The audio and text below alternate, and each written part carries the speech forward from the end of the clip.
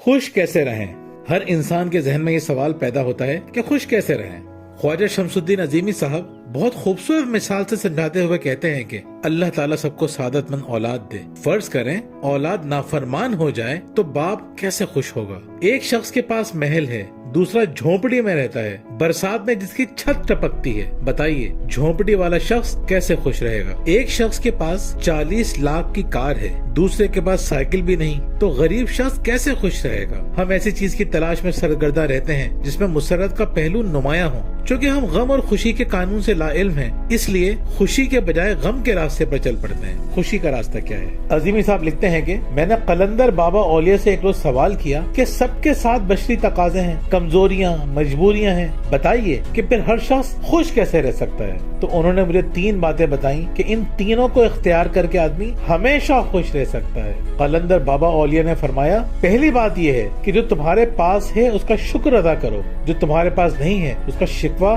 نہ کرو۔ دوستو، خوش رہنے کے حوالے سے آج دنیا میں جتنا زور شکر گزاری پر دیا جا رہا ہے، بلا مبالغہ کسی اور بات پر نہیں دیا جا رہا۔ ایسا ہو ہی نہیں سکتا کہ شکر گزار نہ خوش رہے، اور یہ بھی نہیں ہو سکتا کہ شکوہ شکایت کرنے والا خوش اور مطمئن رہے۔ اگر زندگی میں خوشیاں لانا چاہتے ہیں تو صرف ایک تجربہ کر کے دیکھیں، ایک دن صبح سے رات تک صرف اللہ کی نعمتوں پر شکر ادا کریں، شکوہ شکایت سے بالکل دور رہیں۔ آپ حیران رہ جائیں گے کہ یہ دن آپ کی زندگی کا خوبصورت ترین دن ہوگا۔ آپ ہی نہیں، آپ سے وابستہ لوگ بھی خوش رہیں گے۔ اسی طرح صبح سے رات تک صرف منفی باتوں پر توجہ دیں، سارا دن شکوہ شکایت کریں، دن کے اختتام پر آپ کہہ اٹھیں گے کہ یہ آپ کی زندگی کے بدترین دنوں میں سے ایک تھا، آپ کے ہی نہیں ان لوگوں کے بھی جن کے ساتھ آپ نے وقت گزارا۔ لہٰذا قلندر بابا اولیاء نے عظیمی صاحب کو جو پہلی نصیحت کی اس پر لازمی عمل کریں۔ شمس الدین عظیمی صاحب سے کہا، دوسری بات یہ ہے کہ جد و جہد کرو۔ اللہ تعالیٰ نے وعدہ کیا ہے کہ میں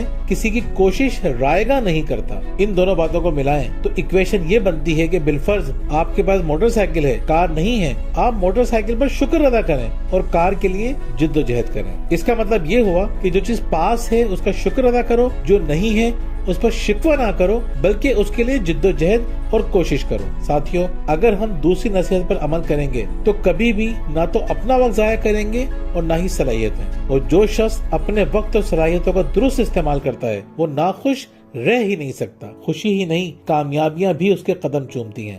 وقت اور صلاحیتیں اللہ کی عظیم نعمتوں میں سے ہیں، انہیں ضائع کرنا در حقیقت کفران نعمت یعنی ناشکری ہے، اور اللہ تعالیٰ فرماتا ہے کہ اگر تم نے میری ناشکری کی تو میرا عذاب بھی بہت شدید ہے۔ جد و جہد اور کوشش نہ کرنے والا اللہ کے عذاب کا مستحق اور خوشی سے محروم رہتا ہے۔ بابا اولیاء نے فرمایا، تیسری بات یہ ہے کہ کسی سے توقع قائم نہ کرو۔ دوستو، اللہ کے علاوہ کسی اور سے توقعات رکھنے والا خوش اور مطمئن زندگی گزار ہی نہیں سکتا۔ ہماری زندگی میں تکلیفوں کی بہت بڑی وجہ دوسروں سے توقعات ہے، چاہے وہ سگی اولاد، شریک حیات، ماں باپ، بہن بھائی یا دوست ہی کیوں نہ ہو۔ توقعات رکھنے کی وجہ عام طور پر یہ ہوتی ہے کہ ہم اپنی نیکیوں اور قربانیوں کا صلہ اللہ کے علاوہ کسی اور سے چاہتے ہیں، اور ہم جب بھی اللہ کو چھوڑ کر کسی اور سے توقعات رکھتے ہیں تو مایوسی کا سامنا کرتے ہیں۔ لہٰذا خوش رہنے کے لیے قلندر بابا اولیاء کی ان تینوں نصیحتوں کو گرہ سے باندھ لیں اور دیکھیں زندگی کس طرح خوشیوں سے بھر جاتی ہے۔